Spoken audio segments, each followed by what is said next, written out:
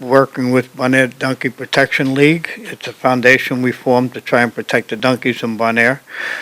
When we heard that they were starting to remove them, and we heard that some of the donkey sanctuary Boneiro actually had a contract with the government, and that contract over a year, they brought, out of 400 donkeys they caught, 100 went to the landfill dead.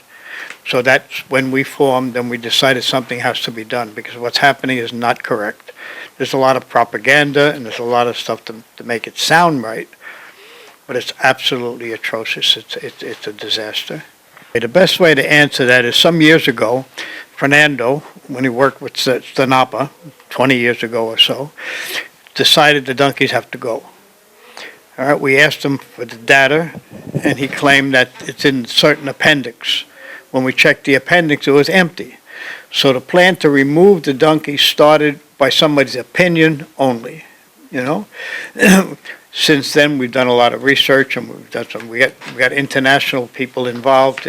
They're of international interest.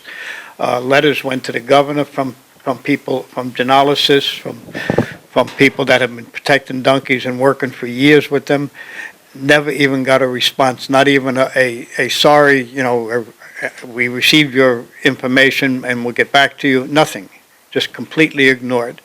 So there's some kind of a conspiracy going on where they feel they have to be removed, and nobody is stopping looking at the science and the proper way this should be handled. The donkeys need a management plan. They don't need to be removed. All right? They had a meeting to put together the new nature plan. We asked to be at that meeting. We were told by Franklin Sloba, yeah, okay.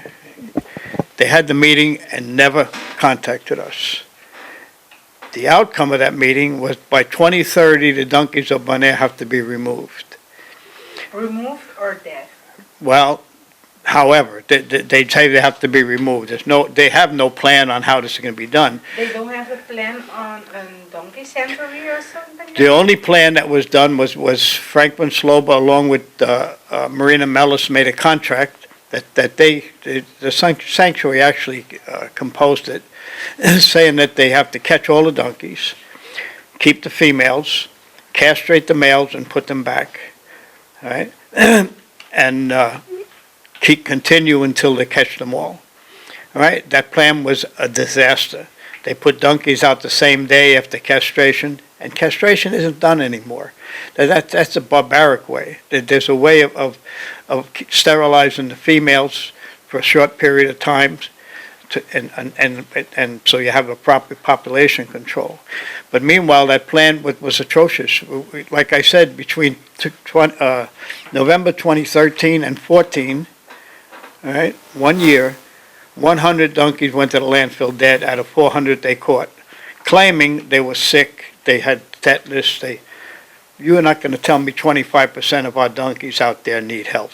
The donkeys are the healthiest in the world, and we have that proven by DNA samples and people that are wildlife experts.